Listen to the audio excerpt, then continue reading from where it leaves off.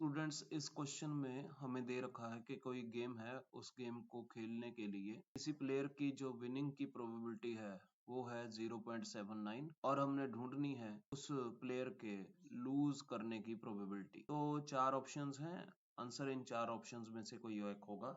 तो चलिए हम इसे सॉल्व करते हैं। इसके सॉल्यूशन के लिए हमें ये बात सबसे पहले ध्यान में रखनी पड़ेगी कि इस इवेंट की सैंपल स्पेस क्या है। कोई भी गेम अगर होती है तो एक प्लेयर या तो विन कर सकता है या लूज कर सकता है। हम मान के चलते हैं कि ड्रॉ होने की कोई ऑप्शन नहीं है, क्योंकि क्वेश्चन की स्टेटमेंट में नहीं दे रखा, तो ड्रॉ की ऑप्शन हम नहीं मानेंगे। तो हमारी सैंपल स्पेस में सिर्फ दो ही इवेंट पॉसिबल हैं, या विन करने का या लूज करने का। अब एक प्रोबेबिलिटी का जो कंसेप्ट होता है वो ये होता है कि सैंपल स्पेस के जितने भी इवेंट हैं उन सभी की जो प्रोबेबिलिटी का सम जो होता है वो 1 होता है।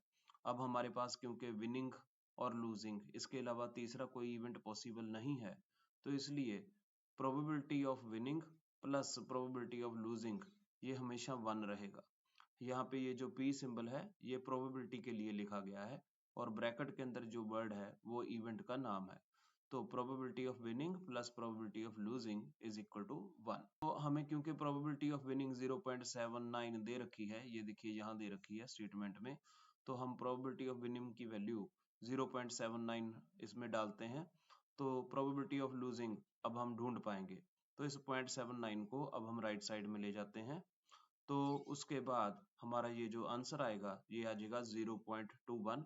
ये हमें यहाँ पे दे रखा है, तो इसलिए जो करेक्ट चॉइस है इस क्वेश्चन की वो है choice number D. Thank you.